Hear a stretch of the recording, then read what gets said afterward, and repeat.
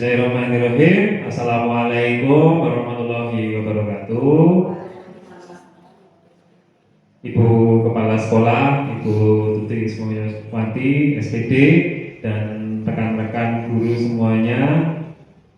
Yang pertama, kami ucapkan terima kasih atas waktu yang sudah diluangkan pada kesempatan kali ini, di mana teman-teman semuanya sudah meluangkan waktu di sela-sela kesibukan Bapak Ibu semuanya. Jadi untuk kesempatan kali ini saya ingin membagikan atau aksi nyata di modul 1.4 mengenai budaya positif. Jadi kesempatan kali ini saya ingin membagikan atau mendiseminasikan apa yang sudah saya dapatkan di modul 1.4 mengenai budaya positif. Next, Mbak. Nah, adapun kegiatan atau tujuan kegiatan pada kesempatan kali ini adalah menyampaikan hasil penerapan konsep inti dan pemahaman dari modul budaya positif. Oke. Nah, bagaimana kabar Bapak Ibu semuanya? Alhamdulillah baik ya. Nah, sebelum kita memasuki kegiatan, jadi saya ingin menanyakan kabar Bapak Ibu semuanya. Jadi ini merupakan salah satu budaya positif yang dapat kita terapkan di kelas kita. Jadi ketika kita akan memulai pembelajaran di dalam kelas, kita bisa menanyakan kondisi siswa terlebih dahulu. Jadi sebelum pembelajaran kita bisa menanyakan bagaimana kabarnya, bagaimana perasaannya, apa yang sedang dirasakan. Jadi sebelum pembelajaran kita bisa menggali informasi mengenai keadaan anak-anak sebelum kita mulai pembelajaran. Nah, jangan-jangan sebelum kita memulai pembelajaran itu ternyata ada anak yang sedang sedih atau ada anak yang sedang takut. Nah, jadi harus kita tanyakan, sebelum memulai pembelajaran kita harus tahu betul kondisi atau keadaan siswa kita. Jadi sebisa mungkin ketika memulai pembelajaran anak-anak dalam kondisi nyaman, ditanyakanlah dulu bagaimana kabarnya, bagaimana keadaannya hari ini, bagaimana di rumah tadi. Nah, ini juga saya terapkan atau bisa jadi atau kita sebaiknya terapkan di setiap kita bertemu dengan murid kita. Maka dari itu pada kesempatan kali ini saya tanya dulu bagaimana kabar Bapak Ibu dan semuanya. Nah, ini adalah roda emosi plucik. Jadi bisa jadi kondisinya sekarang sedang cemas menunggu apa, nah kan bisa juga. Kemudian bisa juga sedang bahagia karena tadi dapat rezeki ya misalnya, itu juga bisa. Ini merupakan salah satu hal yang saya dapatkan di pembelajaran pada budaya positif di modul 1.4. Oke, next. Nah, sebelum kita masuk ke topik yang kita bahas, jadi kegiatan kita pada kesempatan kali ini. Jadi saya di sini hanya sekedar berbagi dan sharing saja kepada Bapak dan Ibu semuanya. Saya pikir Bapak dan Ibu semuanya pasti sudah paham ataupun sudah jelas sekali. Tapi tidak ada salahnya kita kembali belajar, kembali merefleksikan apa yang telah kita dapatkan, kemudian kita perkuat lagi. Jadi saya pernah mendapat kutipan dari Imam Syafi'i. Jadi kutipannya berbunyi seperti ini: Man aroda dunya fa'alaihi bil ilmi, wa man aroda akhirah fa'alaihi bil ilmi, wa man aroda huma fa'alaihi bil ilmi juga. Nah, apa artinya? Barang siapa yang menginginkan kehidupan dunia, maka dia bisa peroleh dengan ilmu. Barang siapa juga menginginkan akhiratnya, itu juga dengan ilmu. Dan barang siapa menginginkan kedua-duanya, artinya dapat dunia iya, dapat akhiratnya iya, yaitu juga sama dengan ilmu. Nah, maka dari itu semuanya, di kesempatan kali ini, jadi niat kita luruskan untuk saling berbagi ilmu, ya, berbagi ilmu dan juga saling belajar bersama, sharing mengenai pengalaman yang sudah kita terapkan dalam keseharian kita sebagai seorang guru. Nah, kita masuk ke perubahan paradigma belajar tadi ya. Nah, Nah, tujuan pendidikan menurut Ki Hajar Dewantoro yang akan kita bahas pada kesempatan kali ini yaitu adalah menuntun segala kekuatan kodrat yang ada pada anak-anak agar mereka sebagai manusia dan anggota masyarakat dapat mencapai keselamatan dan kebahagiaan yang setinggi-tingginya. Nah, dari filosofi Ki Hajar Dewantoro ini mengandung makna yang sangat dalam sekali, Bapak dan Ibu. Ternyata setelah saya belajar, kita itu ibaratnya ibaratnya adalah seorang petani. Jadi petani itu dia akan merawat tanamannya sesuai dengan jenis tanamannya. Sama seperti kita seorang guru.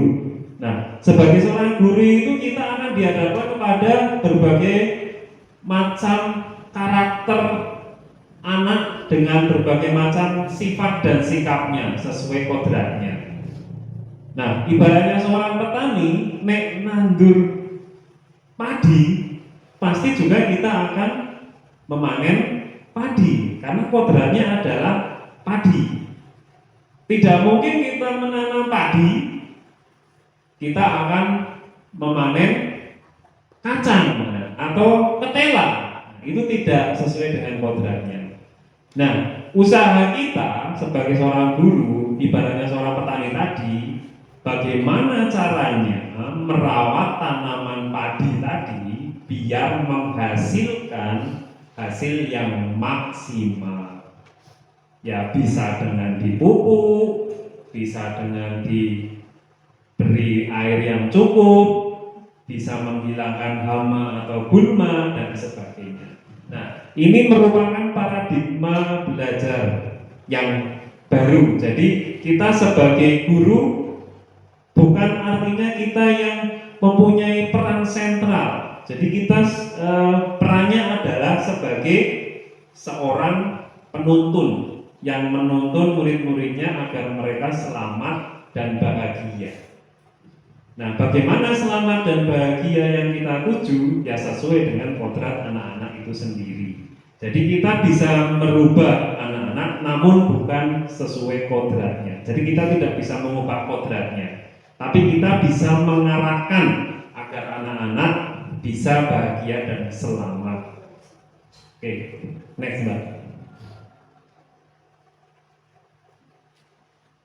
Oke, nah sebelum kita lanjut lagi, saya ingin meminta dua sukarelawan dari Bapak atau Ibu, jadi bisa maju. Silakan nanti Bu Tutik dan Bu Ana. Coba silakan maju, nggak apa, kita main game sebentar. Ya, Bu Ana dan Bu Tutik. Permainannya nggak pakai apa? Nggak pakai fisik. Ya, sekarang Bu Ana dan Bu Tuti berhadapan. Nah, di sini Bu, nggak apa, ini nggak apa. Nah, deketan aja, jangan jauh-jauh. Nah, oh ya, ya ayo boleh ya. Cuma sebentar. Nah, sekarang tugasnya Bu Ana,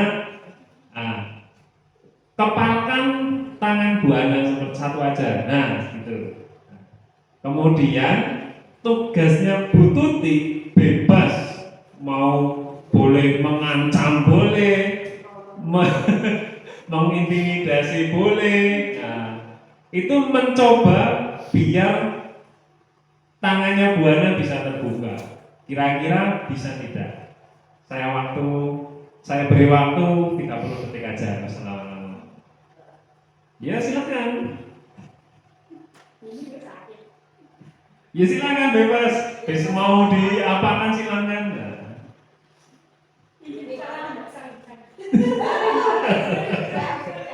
Ya bebas. Bu Tuti bebas mau ngapain? Mau pakai tipu-tipu boleh. Mau di dijasari. Ya terima kasih Bu. Oke. Ya ternyata tadi Bu Tuti itu mengajak salim ya. Dan Bu Ana juga memperbolehkan atau mau membuka. Nah, pertanyaan selanjutnya itu, coba next Mbak, itu apa? Nah, jadi ini adalah masuk ke teori kontrol ya. Jadi sekarang dari permainan itu kira-kira apa yang dapat kita ambil poin pentingnya? Kira-kira ada nggak? Ada nggak? Dari Bu Ana yang dia mengepalkan tangannya, kemudian Bu Tuti mencoba untuk membuka. Tadi hasilnya bagaimana? Berhasil. Yang pertama apakah langsung terbuka? Tidak. Itu maksudnya apa? Maksud dari permainan itu apa sebenarnya? Merubah apa Bu? Kalau ingin merubah sesuatu harus pelan-pelan. Oh, nggak dipaksa. Nah, dipaksa saja tadi nggak dibuka loh Bu. Apalagi kalau nggak dipaksa. Tangannya Bu Ana kalau dipaksa saja nggak mau buka loh. Apalagi kalau nggak dipaksa.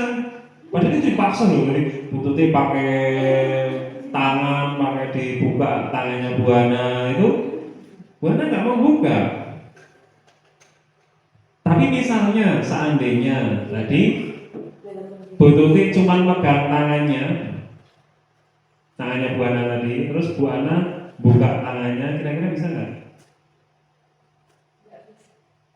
Masa sih? Mau dipraktekkan? Coba Bu Tuti maju lagi. Gak apa-apa, maju lagi di sini. Bu Tuti aja. Nah, saya sebagai Bu Ana, coba Bu Tuti pegang tangan saya. Pegang aja. Loh. Tadi permainannya gimana? Ngepal. Bagaimana caranya biar tangannya terbuka kan? Ya iya. Yang pegang kuasa siapa? Saya kan? Tadi Bu Ana, sekarang saya. Coba Bu Tuti pegang. Tuh, buka. Cuma pegang doang. Terus maksudnya apa?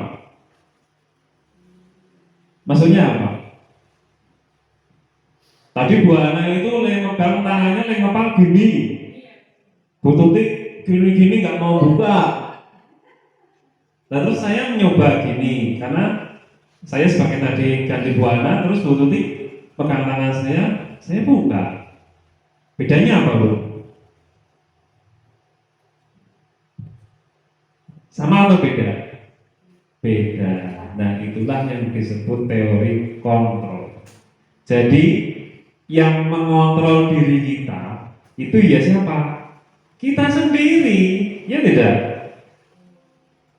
Nah, kita mau berbuat ini, berbuat itu, siapa yang berkuasa? Kita sendiri, sama. Jadi jangan-jangan kita juga sama ini di murid-murid kita ini, jangan-jangan kita memerintah murid, kita memberikan instruksi ke murid itu hanya sekedar ilusi. Bisa jadi ilusi itu untuk sekedar apa?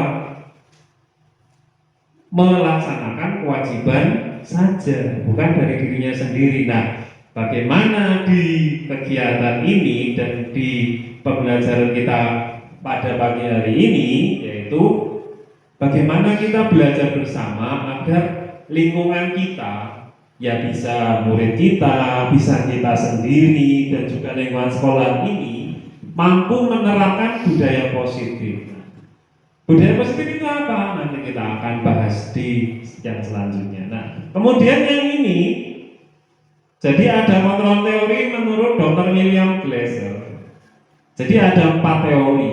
Yang pertama adalah teori yang pertama, ilusi guru mengontrol murid.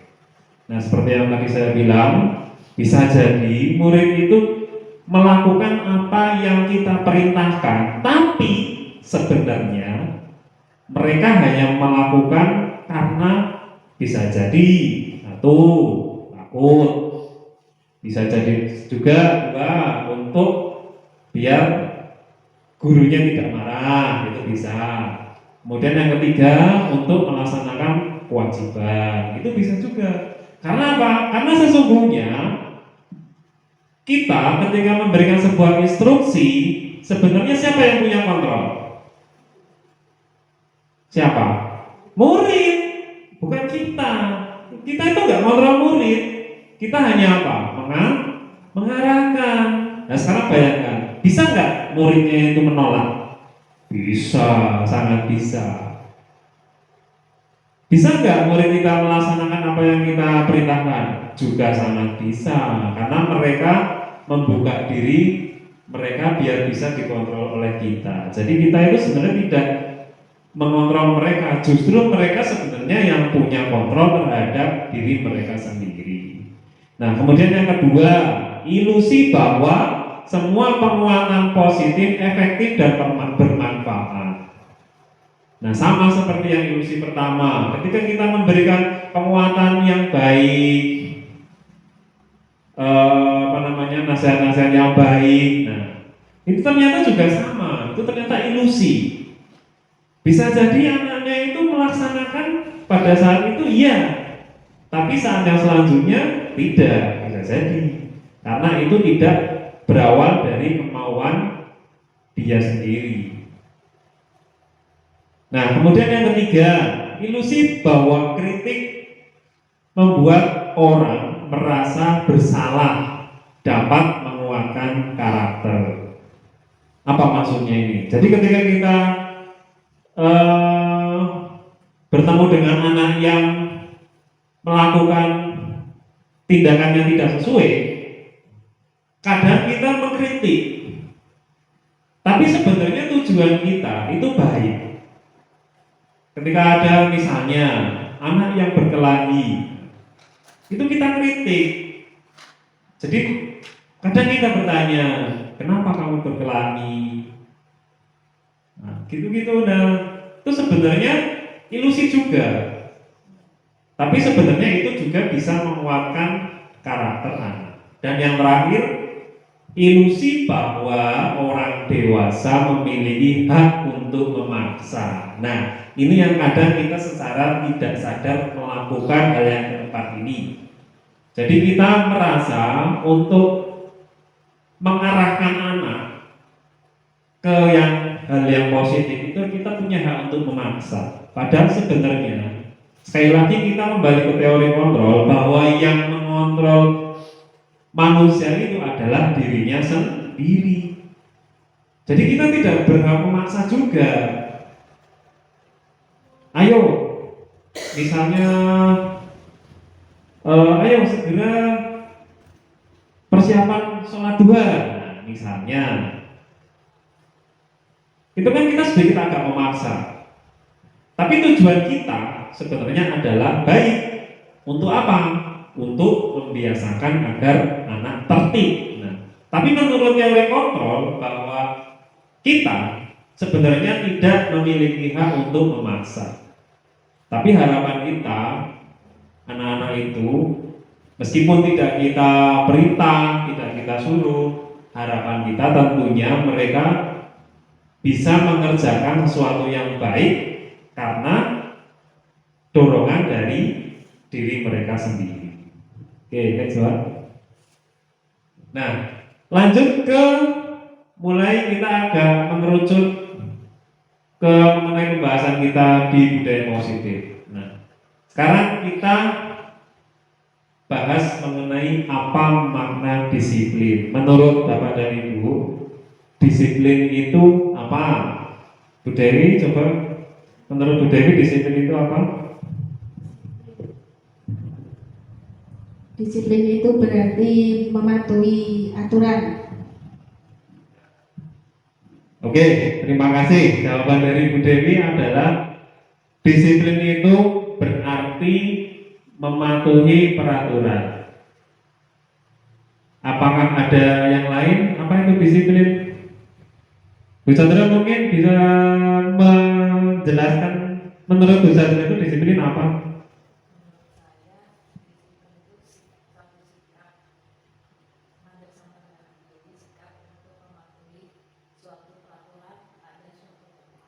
Oh ya, oke.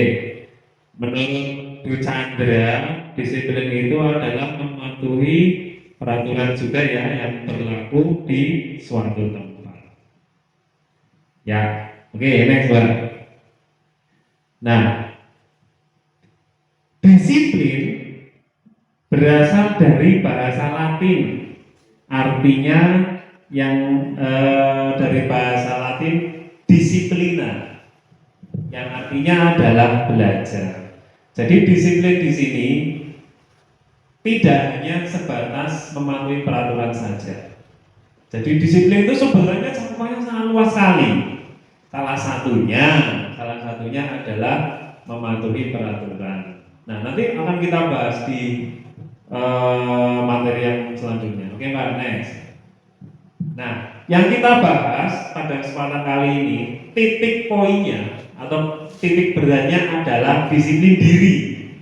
Artinya disiplin dalam diri yang dia akan menuntun kepada sebuah budaya positif. Nah, disiplin diri merupakan sebuah proses belajar. Bagaimana cara kita mengontrol dan menguasai diri untuk memilih tindakan yang mengacu pada nilai-nilai yang kita hargai. Nah, jadi disiplin diri itu berasal dari diri kita sendiri. Bagaimana kita mengontrol, bagaimana kita berlaku atau melakukan tindakan yang itu mengacu kepada nilai-nilai yang kita hargai. Jadi nilai-nilai yang kita hargai itu banyak sekali macamnya. Nanti akan kita jelaskan juga. Oke, next one. Nah, selanjutnya kita akan masuk ke teori motivasi, hukuman dan penghargaan serta restitusi. Nah, jadi di materi ini nanti kita akan mengeksplor mengenai apa itu disiplin diri. Jadi disiplin diri itu dipengaruhi oleh motivasi, hukuman dan penghargaan serta restitusi. Nah, nanti kita akan bahas satu persatu. Apa itu motivasi, apa itu hukuman dan penghargaan, apa itu restitusi, dan sepertinya kita juga sering mendengar ya, motivasi itu apa, hukuman itu apa, penghargaan itu yang bagaimana, nah, restitusi itu yang seperti apa. Nah, nanti akan kita pelajari bersama. Oke, next one. Nah, kita sedikit berpikir lagi kepada Ibu. Jadi ini ada pertanyaan pemantik menurut Bapak Ibu. Apa yang mendasari kita melakukan sesuatu? Kira-kira apa, Bu?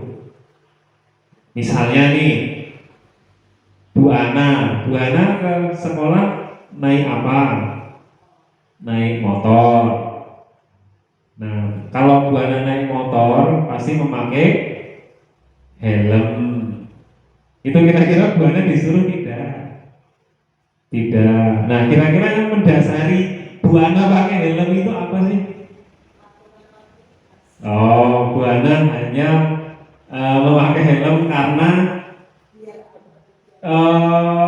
karena memang aturan lalu lintasnya seperti itu. Nah, mungkin ya, oke, nggak apa-apa. Itu menurut Bu Ana. Kalau dari Bu Ewi, misalnya Bu Ewi melakukan apa, Bu? Misalnya kalau hujan Kalau hujan pasti bayi pakai payung. Kenapa? Kan pasti ada alasannya.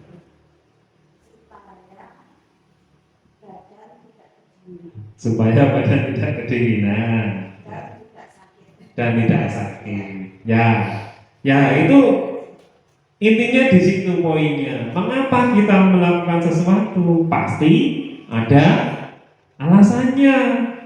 Tidak mungkin kita sebagai manusia normal itu melakukan sesuatu tidak ada alasannya.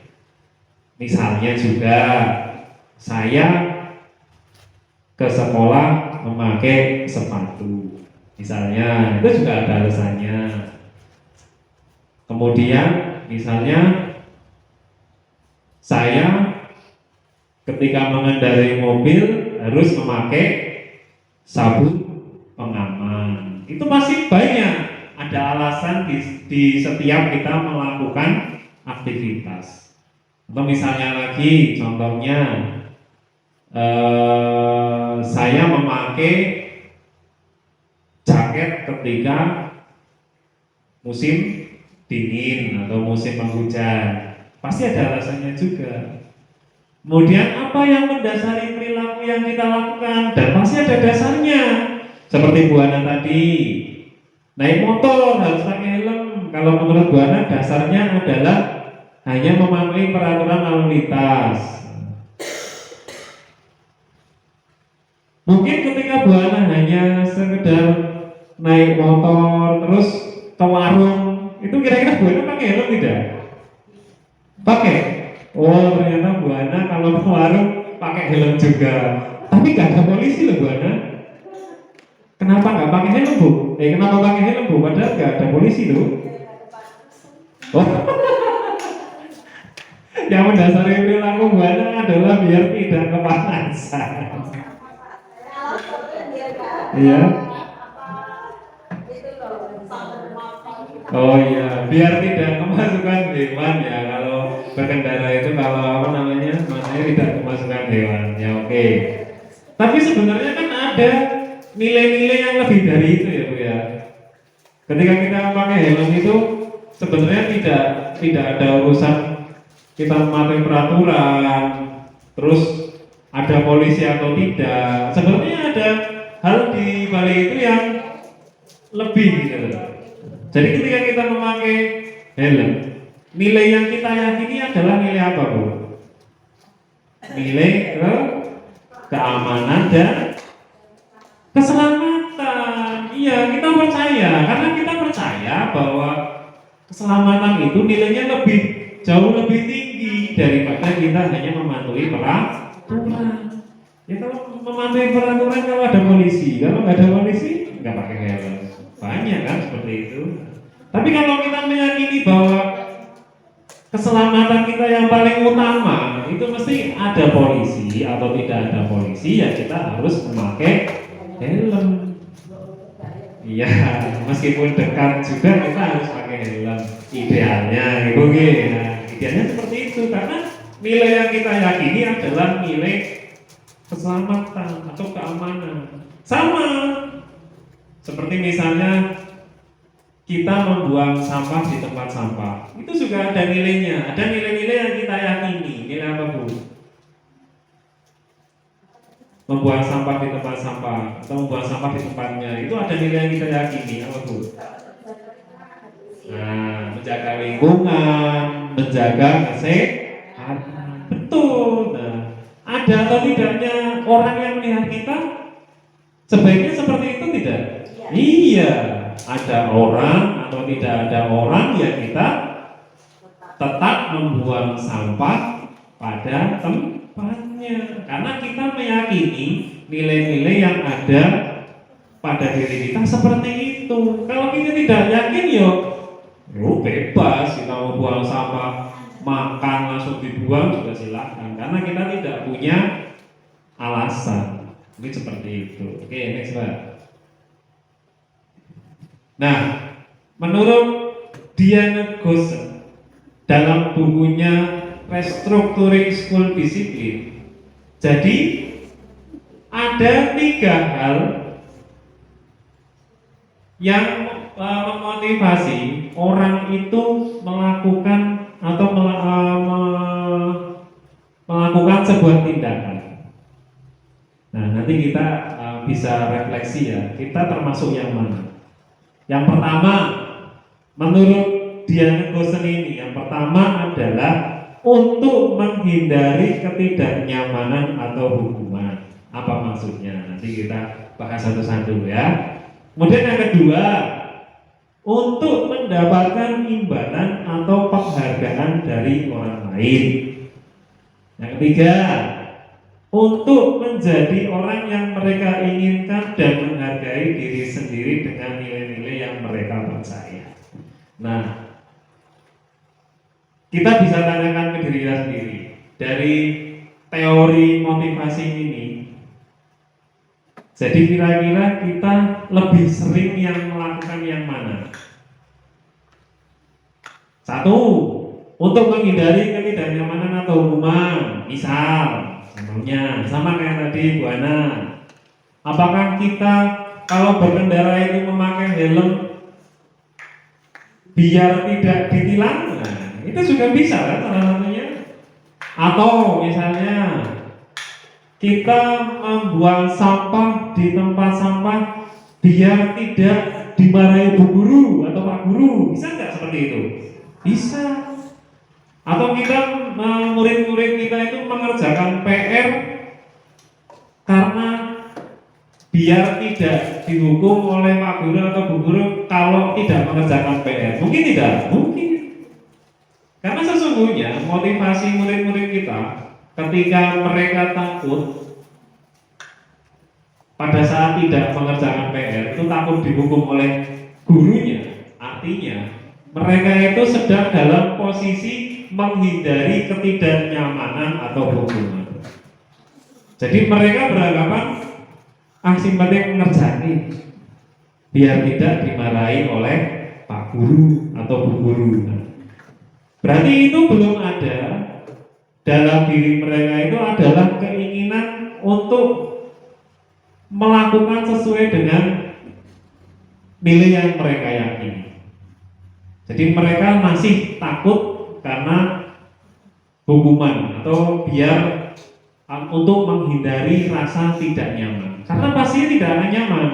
Misalnya kalau tidak mengerjakan PR nanti disuruh membersihkan kelas misalnya, atau disuruh mengerjakan di luar kelas. Nah, karena itu akan menimbulkan sebuah ketidaknyamanan. Atau yang nomor dua, mungkin kita juga pernah ya secara nggak sadar. Jadi kita melakukan sesuatu itu hanya untuk mendapatkan imbalan atau penghargaan dari orang lain. Memang kadang kita tidak sadar berbuat yang seperti ini. Murid kita juga sama. Contoh misalnya, Bapak Ibu pasti pernah ya, kalau di dalam kelas itu siapa yang rajin misalnya kalau puasa, siapa yang puasanya nanti full 1 bulan, Pak Guru kasih hadiah. Itu ada. Jadi anak-anak itu melakukan puasa full itu hanya karena tujuannya adalah biar mendapat hadiah dari gurunya. Jadi motivasinya apa Bapak Ibu? Motivasinya adalah ingin mendapat imbalan atau penghargaan dari orang lain. Sama ketika kita di kelas itu kadang kita pernah membuat bintang kebajikan. Pernah ya? Nah, bintang kebajikan ini akan kita berikan kepada anak-anak yang telah melakukan atau melaksanakan tugasnya dengan baik. Kira-kira efeknya apa Bu? Kalau kita memberikan bintang kebaikan kepada anak yang sudah melakukan tugasnya dengan baik, efek jangka panjangnya apa? Efek jangka panjangnya biar semangat. Apa ya? Efeknya adalah ketika kita melakukan sebuah penghargaan atau imbalan yang berulang-ulang, itu efeknya hanya untuk jangka pendek saja. Ketika kita sudah tidak melaksanakan itu, apakah mereka akan dengan semangat mengerjakan setiap apa yang kita perintahkan? Belum tentu. Misalnya kemarin saya sudah bisa menghafal surat Al-Ikhlas, dapat 1 bintang kebajikan. Tapi kok sekarang aku sudah hafal surat Anas kok nggak dikasih bintang kebajikan? Kira-kira anak itu selanjutnya akan menghafal lagi tidak? Ya, ada yang iya, ada yang tidak. Karena motivasinya pasti setiap anak berbeda-beda. Nah, ternyata efek memberikan imbalan atau penghargaan itu bisa jadi itu akan memberikan efek ketergantungan. Jadi ibaratnya adalah sebuah candu atau kecanduan. Ketika kita memberikan penghargaan, selanjutnya kita tidak memberikan penghargaan, nah itu anak-anak tidak termotivasi. Tapi itu bukan berarti itu hal yang jelek. Tidak semuanya itu jelek juga, tergantung kondisi dan keadaan murid kita. Jadi maka dari itu kita harus bisa menganalisis betul bagaimana kondisi murid kita, bagaimana lingkungan kita, bagaimana anak-anak kita, bagaimana kesiapan belajar mereka, bagaimana untuk memotivasi mereka. Karena memang motivasi itu harusnya berasal dari mana? Dari dalam diri sendiri. Yang di nomor 3 ini. Nah, motivasi yang ketiga ini adalah untuk menjadi orang yang mereka inginkan dan menghargai diri sendiri dengan nilai-nilai yang mereka percaya tadi. Seperti tadi contohnya membuang sampah. Membuang sampah pada tempatnya. Membuang sampah pada tempatnya itu mereka percaya, disuruh atau tidak, mereka percaya bahwa ada nilai-nilai kebaikan, nilai-nilai yang diyakini untuk mereka lakukan. Contohnya apa tadi? Nilai kesehatan. Contohnya lagi, tidak lari-larinya di koridor kelas ini maksudnya, di selasar lah ya, kalau kita bilang selasar. Jadi jalan pelan-pelan atau di tangga. Kalau naik turun tangga jangan terburu-buru. Apa yang di situ ada nilai-nilai yang diyakini? Di situ ada nilai-nilai keselamatan. Jadi mungkin mereka bisa lari-larian, bisa lari, bahkan bisa goncengan di tangga, di selasar. Karena mungkin belum memahami apa itu nilai-nilai kebajikan yang ada dalam peraturan tadi. Jadi kalau di tangga itu jalan pelan-pelan. Karena ada nilai kebajikan yang diyakini, bahwa nilai kebajikan yang diyakini adalah nilai keselamatan. Ada atau tidak adanya kita orang dewasa, kalau misalnya anak-anak sudah mempunyai motivasi intrinsik atau dari dalam diri mereka sendiri, maka mereka akan melakukan sesuatu tindakan sesuai dengan nilai-nilai yang mereka yakini. Memang tidak mudah untuk mewujudkan atau untuk menciptakan lingkungan yang seperti itu, tidak mudah. Karena tugas kita, seperti di awal tadi, tugas kita adalah membimbing dan mengarahkan. Ya, apalagi di SD. Kalau kita tidak gretek itu bahasa Indonesia-nya apa ya, Bu? Gretek itu tidak bosan ya. Tidak bosan untuk mengingatkan, menasihati anak. Itu nanti lama-kelamaan budaya positif itu akan terbentuk. Karena yang namanya anak-anak pasti mereka juga butuh bimbingan dan pantauan, itu pasti. Karena tidak mungkin kalau kita tidak memberikan bimbingan, tidak memberikan pantauan, mereka akan melakukan hal-hal sesuai dengan nilai-nilai kebajikan itu hampir pasti butuh bantuan dan bimbingan. Oke, next Mbak. Nah, sekarang kita refleksi Bapak Ibu semuanya. Dari ketiga motivasi tadi, kira-kira nih di kelas Bapak Ibu semuanya itu murid-murid kita itu posisinya di nomor 1, 2 atau 3, paling banyak itu 1. Jangan paling banyak nomor 1 sama nomor 2 Pak, jadi nggak paling banyak. Kira-kira menurut Bapak dan Ibu semuanya yang paling tahu kan Bapak dan Ibu? Apakah masih di nomor 1? Tidak mesti. Oh, kalau kelasnya Bu ini nomor 2. Nomor 2 apa tadi Bu? Karena mengharapkan apa? Imbalan dan penghargaan. Bisa nggak di nomor 1 yang paling banyak? Bisa. Bisa jadi kalau gurunya galak. Nah, misalnya kalau gurunya galak dikit-dikit marah. Nah, anak pasti merasa akan tidak nyaman. Tidak nyaman apa? Tidak nyaman kalau mereka melakukan kesalahan.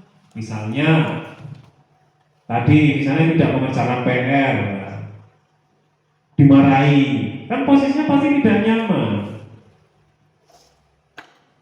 Jadi paling banyak biasanya di nomor 1 sama nomor 2 G. Ada nggak yang kelasnya tadi paling banyak itu di nomor 3? Kira-kira ada nggak?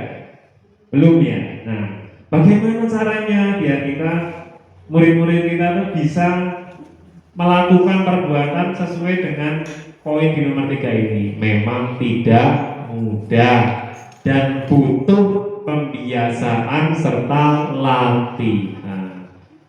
Oleh karena itu, di kesempatan kali ini, ayo kita belajar sama-sama bagaimana menciptakan lingkungan sekolah yang positif, bagaimana menciptakan kelas yang nyaman, bagaimana membimbing murid-murid kita sehingga murid-murid kita itu mereka punya keyakinan di dalam diri mereka bahwa keyakinan tersebut itu merupakan berawal dari diri mereka sendiri.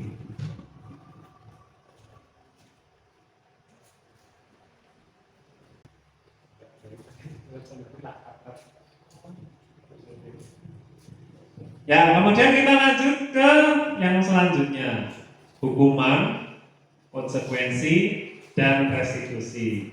Menurut Bapak dan Ibu, hukuman sama konsekuensi beda atau tidak? Hukuman itu yang bagaimana, konsekuensi itu yang bagaimana? Apakah konsekuensi itu sama dengan hukuman? Beda Bu. Misalnya saya tidak mengerjakan PR. Terus saya disuruh maju ke depan kelas, berdiri. Itu hukuman atau konsekuensi?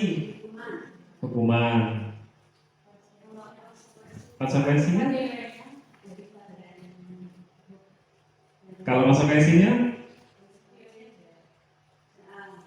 Ya, nilainya kurang lah ya.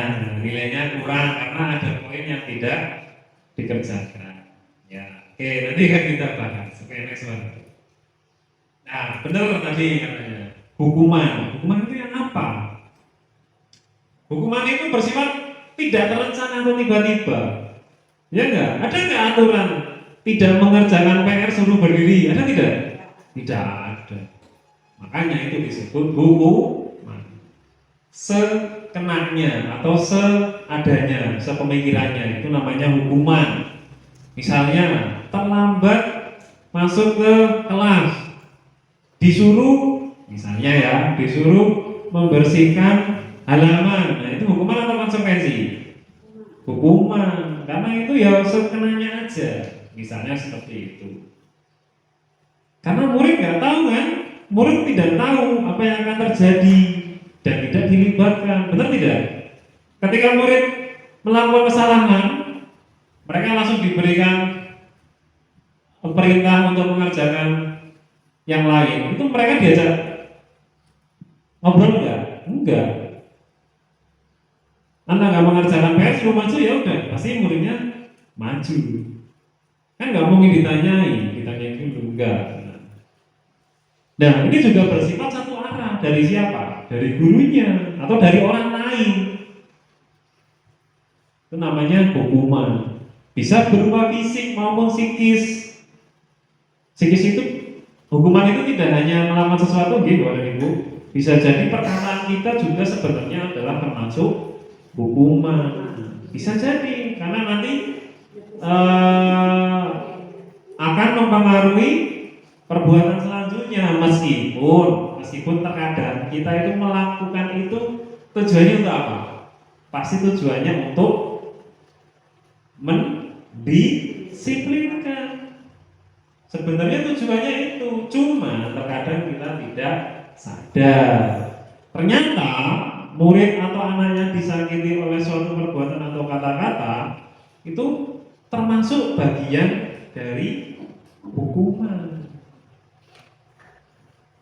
Jadi nanti pasti dalam diri anak-anak itu akan ada sesuatu yang tidak nyaman. Nah, itu termasuk hukuman. Oke, next Pak. Nah, sekarang kita masuk ke konsekuensi. Apa bedanya? Kita lihat bedanya.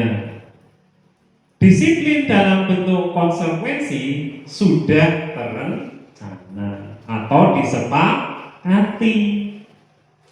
Makanya nanti kita akan bahas mengenai kesepakatan kelas. Nah, nanti arahnya ke situ. Biar lingkungan kita itu bisa menerapkan budaya positif. Salah satunya adalah konsekuensi. Jadi konsekuensi itu sudah direncanakan atau sudah disepakati. Misalnya kasusnya sama, anak tidak mengerjakan PR. Apa konsekuensinya? Misalnya konsekuensinya adalah hafalan misalnya. Tapi itu sudah disepakati bersama. Itu beda dengan hukuman. Jadi konsekuensi itu sudah disepakati dan sudah terencana serta sudah dibahas dan disetujui oleh murid dan gurunya. Umumnya bentuk-bentuk konsekuensi dibuat oleh guru dan murid sudah mengetahui sebelumnya konsekuensi yang akan diterima bila ada pelanggaran. Jadi Anda sudah tahu. Oh, nek saya tidak mengerjakan PR, misalnya ya, paling banyak kan kasusnya itu tidak mengerjakan PR, tidak mengerjakan tugas. Nah, paling banyak kasusnya kan kita biasanya di kelas seperti itu ya. Atau ada anak yang misalnya lagi berkelahi, saling mengejek. Nah, itu sudah, kalau konsekuensi itu sudah ada apa namanya tadi, sudah ada kesepakatannya atau sudah terencana. Jadi konsekuensi yang akan diterima bila anak melakukan pelanggaran itu apa, itu tadi sudah disepakati dulu. Itu bedanya dengan hukuman.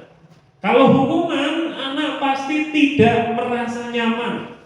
Bisa juga malah dia efek jangka panjangnya akan merasa apa Bu? Paling parah itu adalah efeknya adalah kalau kita memberikan karena hukuman itu efeknya anak bisa dendam, iya enggak? Bisa marah, dendam. Dendam itu adalah marah yang dipendam, makanya jadi dendam. Ya, ya nanti parahnya nanti gurunya malah di jalan bisa diadang. Nah, diadang memang mampir, mampir suruh apa namanya? Minum-minum atau makan-makan nggak apa-apa. Nanti kalau diadang di jalan malah diajak berkelahi lah, bisa juga. Bisa karena anak merasa tidak nyaman. Beda dengan konsekuensi. Bedanya apa? Apakah anak itu kalau diberikan konsekuensi senang? Enggak juga. Karena konsekuensi itu adalah bagian untuk mendisiplinkan. Anak tetap merasa tidak nyaman. Ya tadi itu. Misalnya tidak mengerjakan PR, tidak mengerjakan tugas, konsekuensinya adalah disuruh hafalan surat-surat pendek. Atau konsekuensi itu biasanya yang berhubungan dengan kebaikan lah, seperti itu. Apakah anak merasa nyaman? Tidak.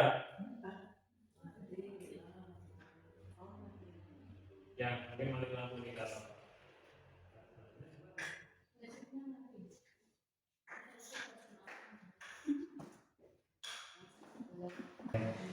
Baik, kita lanjut kepada ibu semuanya. Alhamdulillah listriknya sudah menyala kembali. Jadi kita lanjut untuk pendiseminasian mengenai budaya positif yang tadi sempat tertunda karena listrik mati.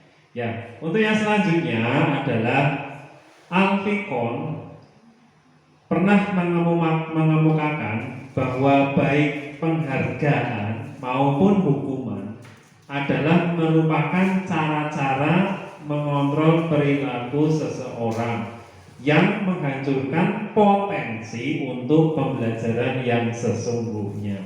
Apa maksudnya? Nah, ini akan dijelaskan di slide berikutnya. Kita next. Nah, jadi menurut Alfikon itu ada hal yang menyebutkan bahwa penghargaan yang menghukum. Apa maksudnya? Nah, penghargaan yang menghukum ini maksudnya yang pertama adalah pengaruh jangka pendek dan jangka panjang. Nah, jadi penghargaan itu bisa mempunyai efek untuk jangka pendek maupun jangka panjang. Seperti yang tadi saya sebutkan, ketika kita memberikan sebuah penghargaan atau apresiasi kepada anak, itu efeknya bisa jadi efek dalam jangka pendek maupun jangka panjang. Kemudian yang kedua adalah penghargaan tidak efektif. Kadang-kala penghargaan yang kita berikan itu efeknya tidak efektif karena penghargaan yang kita berikan tidak berefek atau tidak memberikan dampak yang signifikan kepada orang lain.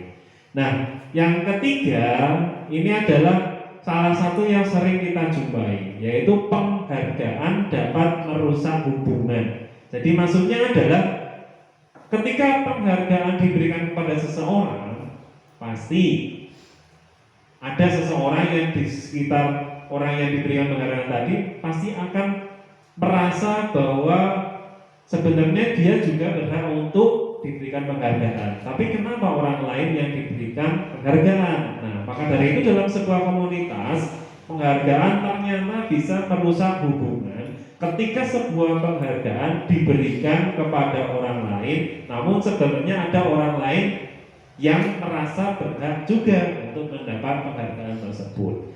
Kemudian yang keempat adalah penghargaan mematikan kreativitas. Jadi penghargaan yang seperti ini adalah penghargaan yang dapat menurunkan kreativitas ketika diberikan kepada orang untuk melakukan sesuatu.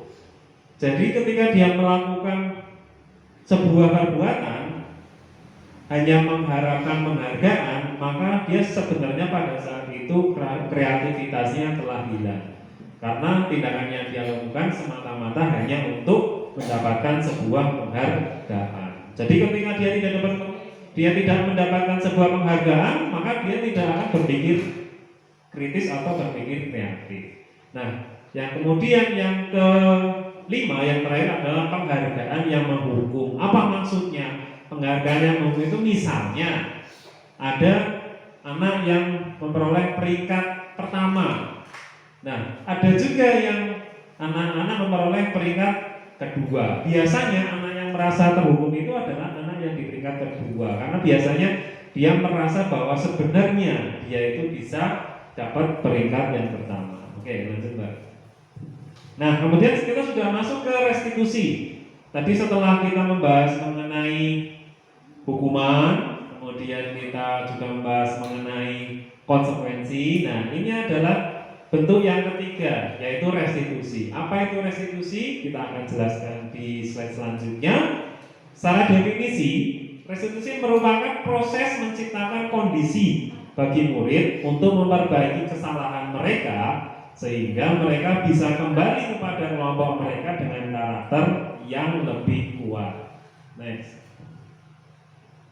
Nah, restitusi juga merupakan proses. Jadi ini proses ya, kolaboratif yang mengajarkan murid untuk mencari solusi dari masalah dan membantu murid berpikir tentang orang seperti apa yang mereka inginkan dan bagaimana mereka harus memperlakukan orang lain. Nah, jadi restitusi ini adalah sebuah proses di mana dari sebuah identitas yang gagal atau kesalahan itu dirubah menjadi identitas yang berhasil atau sebuah perbaikan. Jadi yang pada kegiatan restitusi ada 3 poin kegiatan yang dapat dilakukan ketika kita melakukan sebuah tindakan restitusi. Jadi 3 poin ini adalah yang pertama adalah menstabilkan identitas. Ya, dalam proses ini, jadi kita sebagai guru ketika menjumpai ada murid kita yang melakukan sebuah kesalahan, jadi kita stabilkan dulu emosinya. Jadi identitas gagal yang dilakukan oleh murid kita perbaiki dulu. Jadi kita tidak langsung menuju atau to the point terhadap kesalahan yang dilakukan oleh murid kita. Jadi kegiatan yang dapat dilakukan adalah misalnya kita bicara ke murid kita. Setiap orang pasti pernah melakukan kesalahan, gitu ya? Pasti, ya. Jadi dari kesalahan itu dia nanti akan berpikir, oh iya, orang lain pernah melakukan kesalahan. Aku pun saat ini melakukan kesalahan. Jadi biar emosinya stabil dulu. Bisa juga kita bicara kepada murid kita, kamu bukan satu-satunya yang pernah melakukan ini. Ya, misalnya itu salah satu perkataan yang dapat kita lakukan pada saat kita melakukan proses menstabilkan identitas. Jadi anak dibawa ke dalam emosi yang stabil dulu, baru kita menuju ke poin utamanya. Ketika menstabilkan identitas, anak dibuat merasa nyaman dulu. Jadi anak jangan dibuat takut atau anak dibuat se-enjoy mungkin agar dia bisa mengutarakan apa yang menjadi permasalahan. Kemudian di proses selanjutnya, yaitu bisa kita lakukan dengan proses validasi tindakan yang salah. Nah, dari emosi yang sudah stabil tadi, kemudian kita tanyakan tindakan apa yang telah dilakukan yang tidak sesuai dengan nilai-nilai yang telah disepakati. Contohnya, apa yang kita bisa lakukan? Nah, bisa juga kita tanyakan pada murid, kamu tentu punya alasan mengapa kamu melakukan hal tersebut. Nah, kita tanyakan itu. Validasi tindakannya salah.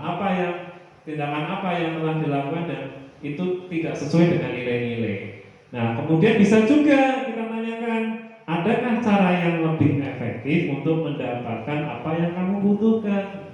Misalnya tindakannya, misalnya pada saat jam pelajaran anak-anak kita menjumpai ada murid kita yang bermain lempar-lemparan kertas. Kita panggil dalam kegiatan restitusi itu, usahakan sebisa mungkin itu dalam posisi 4 mata atau face to face kepada murid kita. Jadi jangan pas kondisi ramai kita kemudian memanggil anak tersebut. Itu pasti tidak akan kondusif. Nah, sebenarnya apa yang dibutuhkan murid tersebut? Ketika dalam kelas itu mereka main lempar-lemparan kertas, oh ternyata mereka butuh yang namanya kesenangan. Ya kita tanyakan, oh ternyata kamu butuhnya apa? Gini. Apa yang kamu butuhkan sebenarnya? Nah, baru kita ke proses selanjutnya. Di segitiga restitusi yang terakhir, kita menanyakan keyakinan yang diyakini dari tindakan yang sudah dilakukan tadi. Kemudian kita tanyakan, keyakinan kelas apa yang telah kita sepakati. Nah, kita akan dari perbuatan yang telah dilakukan anak tadi, kira-kira itu menyalahi atau bertentangan dengan keyakinan kelas yang telah disepakati atau tidak. Nah, nanti biar anak-anak mencerna sendiri, berproses, kemudian berpikir, merenung. Oh iya, misalnya, kesepakatannya adalah misalnya tertib dan fokus dalam mengikuti pelajaran. Nah, ketika anak-anak tidak fokus atau tidak memperhatikan pelajaran, berarti dia sudah menyalahi apa yang sudah disepakati. Jadi biar anak nanti berproses, berpikir bagaimana dia menentukan apa langkah selanjutnya yang akan dia lakukan. Kemudian kita tanyakan lagi, kamu ingin menjadi orang yang seperti apa? Nah, setelah anak-anak berproses tadi, berpikir mengenai tindakan yang tidak sesuai dengan kesepakatan kelas, kemudian kita kasih pilihan. Nah, setelah ini apa yang akan kamu lakukan untuk memperbaiki kesalahanmu? Itulah poin dari segitiga restitusi. Jadi restitusi ini adalah sebuah metode yang sebaiknya kita lakukan ketika kita menjumpai anak-anak yang mempunyai permasalahan di lingkungan kita. Oke, next. Nah, kemudian yang kita bahas selanjutnya adalah ciri-ciri restitusi. Yang pertama adalah restitusi itu bukan untuk menebus kesalahan. Jadi restitusi itu kita lakukan biar anak itu mampu belajar dan memahami serta belajar dari kesalahan yang dia lakukan. Kemudian ciri-ciri yang kedua, restitusi itu memperbaiki hubungan. Jadi ketika ada hubungan yang tidak harmonis atau tidak sesuai atau ada kecenderungan yang tidak bagus dalam sebuah hubungan, maka kita bisa melakukan restitusi ini untuk mencairkan hubungan yang tidak baik atau untuk memperbaiki hubungan. Kemudian yang ketiga, restitusi itu merupakan tawaran, jadi bukan paksaan. Kalau kita menghukum, kita konsekuensi, maka itu termasuk sebuah paksaannya karena sudah disepakati. Kalau restitusi itu kita menawarkan. Jadi ketika ada murid kita yang bermasalah, kita tawarkan opsi seperti apa untuk menyelesaikan masalah tersebut. Jadi kita tidak memaksa. Jadi kita tidak, kamu harus ini tidak. Jadi kita tawarkan. Jadi dari kesalahan yang telah dilakukan, murid diberikan tawaran. Jadi setelah ini untuk memperbaiki kesalahanmu, apa yang kamu lakukan? Nah, itu salah satu dari ciri restitusi. Kemudian selanjutnya, restitusi menuntut untuk melihat ke dalam diri. Jadi anak diberikan kesempatan dan keleluasaan untuk berpikir bagaimana dia melakukan tindakan yang telah dia lakukan dan berpikir bagaimana untuk mencari solusi dari permasalahan yang dia hadapi.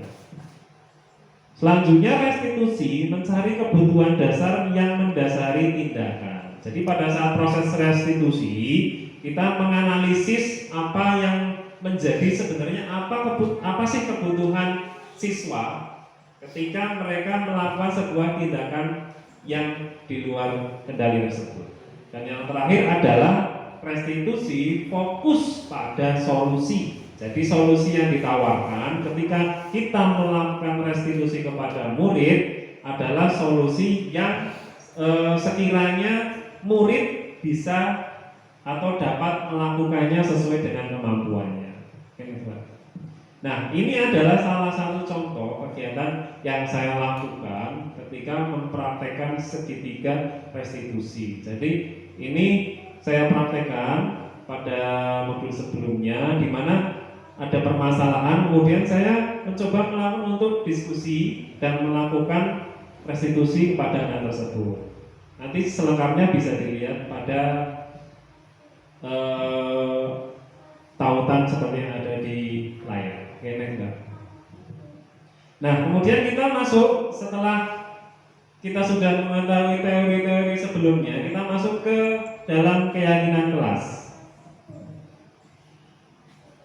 Jadi, kenapa di sini kita bikin keyakinan kelas kok bukan peraturan kelas saja? Nah, jadi ada nilai-nilai yang sudah menjadi kesepakatan bersama. Seperti tadi di awal itu sudah kita singgung sedikit. Next, contoh misalnya ya, mengapa kita harus memakai helm pada saat mengendarai sepeda motor? Tadi kita sudah bahas. Jadi ketika kita menggunakan atau memakai helm, bukan artinya itu kita karena mematuhi peraturan saja atau bahkan karena takut kepada polisi. Jauh atau lebih dari itu, ada makna-makna atau ada keyakinan-keyakinan yang lebih luas daripada hanya sekedar mematuhi peraturan dan hanya takut kepada polisi saja. Kemudian yang selanjutnya, mengapa harus memakai masker dan mencuci tangan? Jadi ketika kita melakukan sesuatu, pasti ada nilai-nilai atau keyakinan-keyakinan yang kita yakini, dan itu merupakan sebagai dasar bagi kita untuk melakukan sebuah tindakan atau kegiatan. Next one. Nah, yang sudah saya lakukan untuk membuat keyakinan kelas, jadi langkah yang dapat kita lakukan adalah yang pertama, Jadi kita bisa melakukan curah pendapat dan mencatat masukan mengenai peraturan kelas, ya, atau peraturan kelas bisa, peraturan sekolah juga bisa. Jadi kita mendata atau mendaftar peraturan-peraturan sekolah atau peraturan kelas yang ada di kelas atau sekolah kita. Kemudian dari peraturan tersebut kita menyusun keyakinan kelas sesuai dengan prosedur pembuatan keyakinan sekolah atau kelas. Nah, dari peraturan tadi kita akan membuat sebuah kesepakatan yang nantinya kesepakatan itu akan dilakukan oleh seluruh warga kelas atau seluruh warga sekolah. Nah, selanjutnya ketika sudah tersusun, kita analisis lagi kalimat-kalimat yang bernilai atau berkonotasi negatif kita rubah menjadi positif. Misalnya, kalau negatif itu seperti apa, Bu Tuti? Kalimat negatif itu tidak, ya, tidak, jangan. Nah, itu konotasinya lebih ke arah negatif. Tidak boleh membawa HP. Kalau kalimat positifnya jadi apa, Bu? Sebaiknya, kan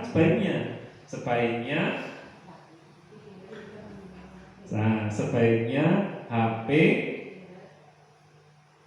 tidak dibawa ke sekolah. Kan kita nggak bilang tidak boleh, sebaiknya, atau jangan itu kita ganti sebaiknya dan lain-lain. Kita ubah ke dalam kalimat positif.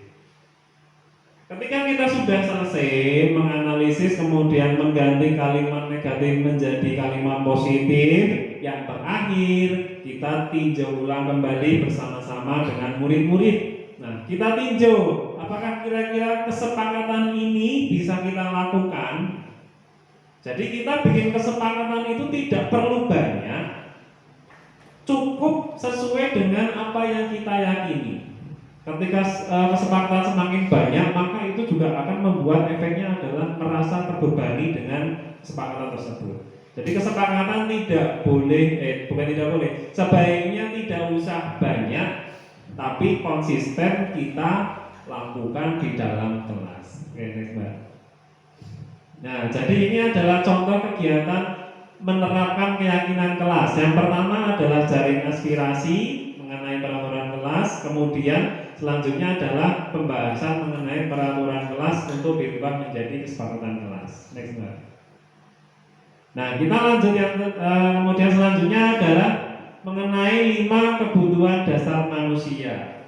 Nah, budaya positif sebenarnya itu dipengaruhi oleh kebutuhan kita, kebutuhan dasar kita sebagai manusia. Jadi, ketika kebutuhan dasar kita sebagai manusia terpenuhi, maka perbuatan kita pun sebenarnya akan cenderung lebih ke arah yang positif. Contohnya kita lihat selanjutnya.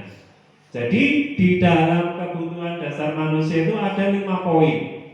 Yang pertama, kebutuhan dasar manusia adalah untuk mempertahankan hidupnya atau untuk bertahan hidup. Jadi kalau kebutuhan untuk bertahan hidup terpenuhi, maka perbuatan kita itu seharusnya juga bernilai positif. Yang kedua, kebutuhan selanjutnya adalah kebutuhan akan kasih sayang dan rasa diterima. Ketika kita dalam sebuah komunitas itu kita merasa diterima, pasti kita akan merasa nyaman, ya, merasa nyaman, merasa aman, merasa senang. Tapi ketika kita dalam sebuah komunitas merasa tidak diterima atau tidak ada kasih sayang dalam komunitas tersebut, misalnya dalam satu keluarga antara orang tua dengan anak tidak ada rasa kasih sayang, pasti itu akan membuat perbuatan yang tidak positif, pasti itu. Jadi ada tindakan-tindakan yang akan menyebabkan orang itu bertindak ke arah yang negatif. Kemudian yang ketiga, penguasaan. Nah, penguasaan ini adalah kebutuhan dasar manusia yang fitrah. Jadi artinya pasti orang itu punya perasaan untuk menguasai. Jadi aku harus bisa ini, aku harus bisa itu, pasti ada. Jadi itu merupakan salah satu kebutuhan dasar manusia. Dan yang keempat selanjutnya adalah kebutuhan dasar manusia itu mengenai kebebasan. Ketika kebutuhan kebebasan itu dikekang atau diikat, tentu perbuatan manusia itu akan melenceng dari yang seharusnya. Karena kebebasan ini merupakan sesuatu yang harus dapat terpenuhi bagi seorang manusia. Dan yang terakhir adalah kesenangan. Pasti manusia itu butuh kesenangan, buatan Bapak dan Ibu. Dan kesenangan itu juga pasti berbeda satu antara yang lain. Contoh misalnya Bu Ewi kesenangannya apa? Kesenangannya misalnya jalan-jalan, sambil belanja, kalau ada uangnya ya Bu, itu senang lagi. Bu Ana kesenangannya apa? Masak, kalau Dewi masak. Bu Sandra senang apa?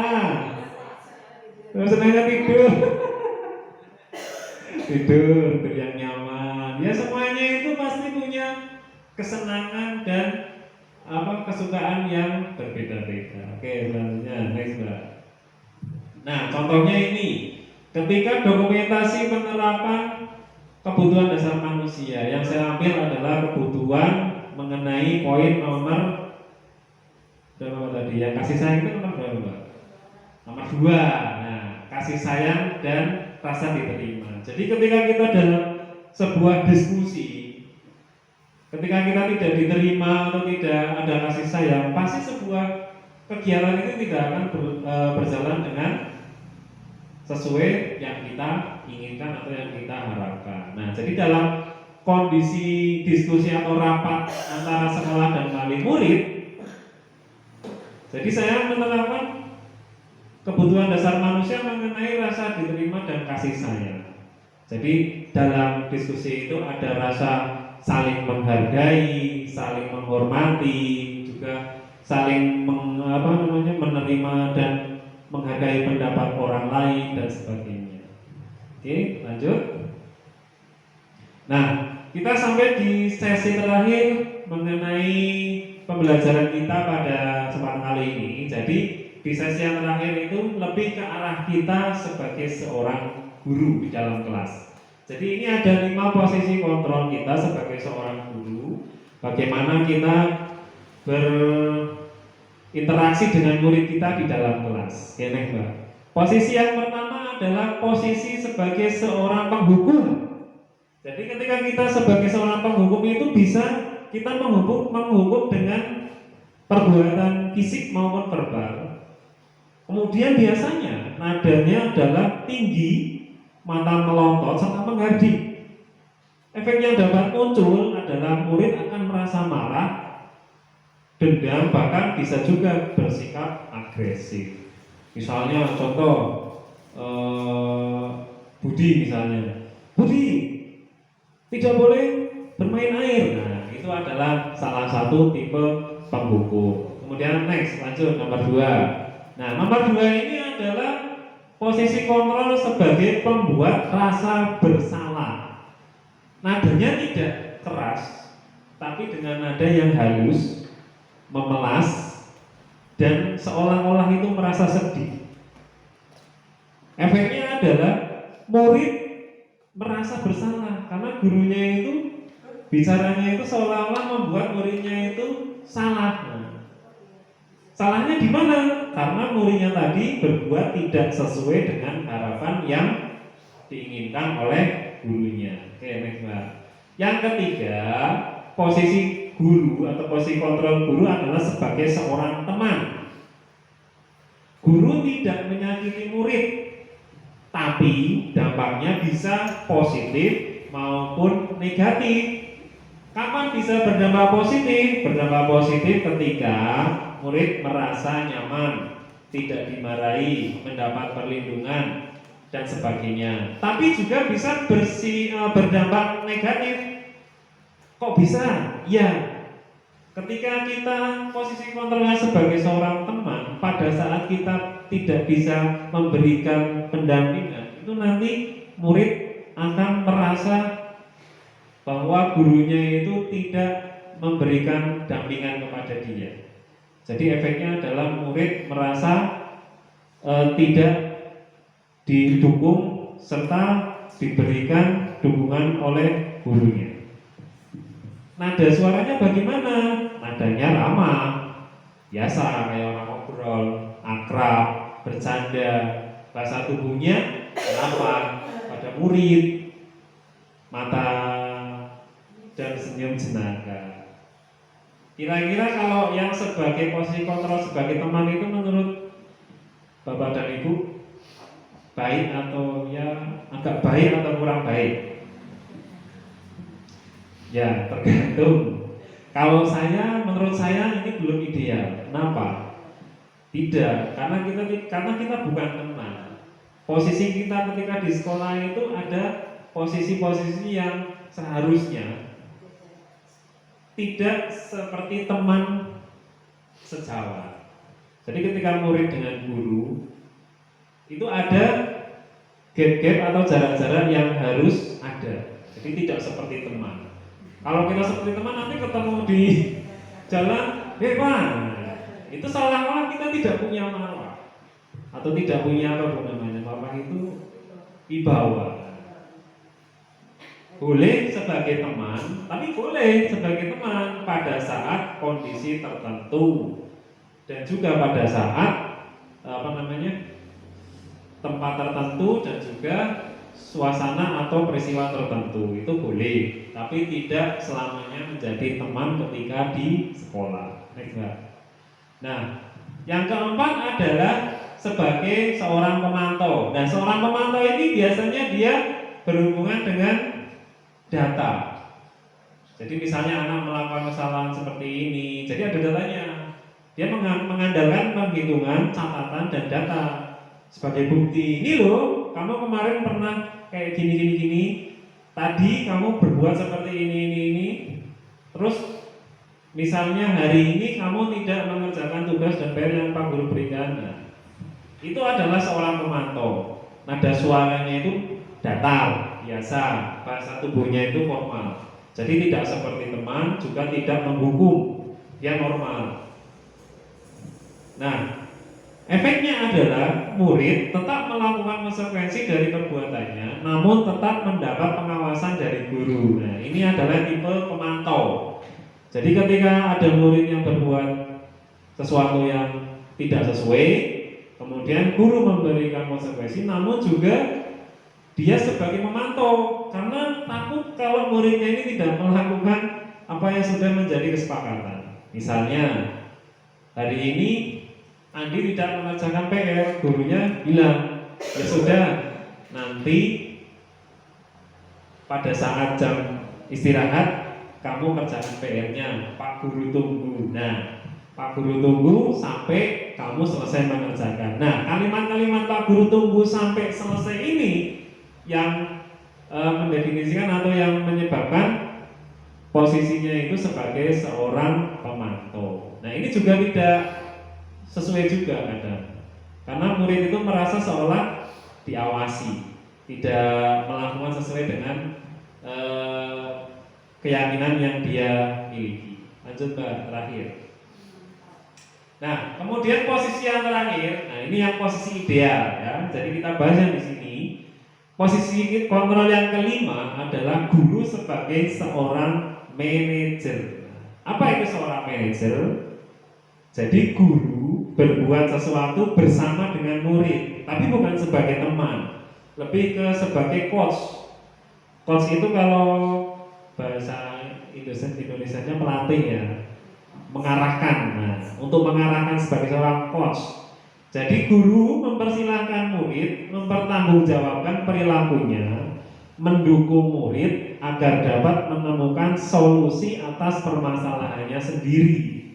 Jadi seperti yang sudah disampaikan tadi, seorang manajer itu pasti dia akan melakukan restitusi.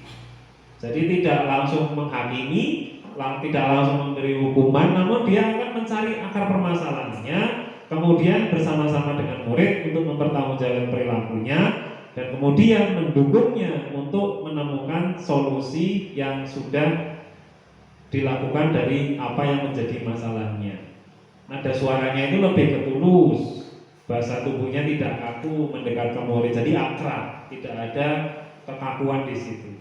Nah, kemudian yang terakhir adalah guru mengembalikan tanggung jawab pada murid untuk mencari jalan keluar permasalahannya. Jadi seorang guru yang mempunyai posisi kontrol sebagai seorang manajer, dia akan memberikan opsi atau memberikan solusi serta memberikan tanggung jawab kepada muridnya untuk mempertanggungjawabkan atau mencari jalan keluar dari permasalahan yang telah dia lakukan.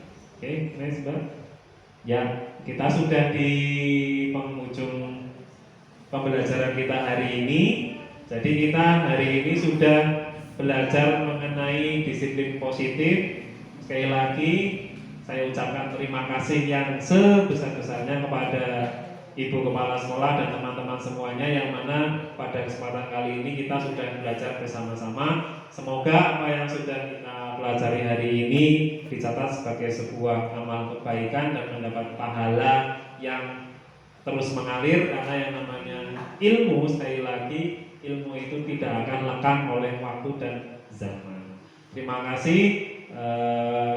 Jika ada banyak kesalahan baik perkataan dan perbuatan, saya mohon maaf yang sebesar-besarnya. Mari kita tutup kegiatan kita, pembelajaran kita pada kesempatan kali ini dengan baca hamdalah bagi yang beragama Islam, kemudian bagi yang beragama selain Muslim bisa menyesuaikan. Alhamdulillahirabbil alamin. Terima kasih. Wassalamualaikum warahmatullahi wabarakatuh.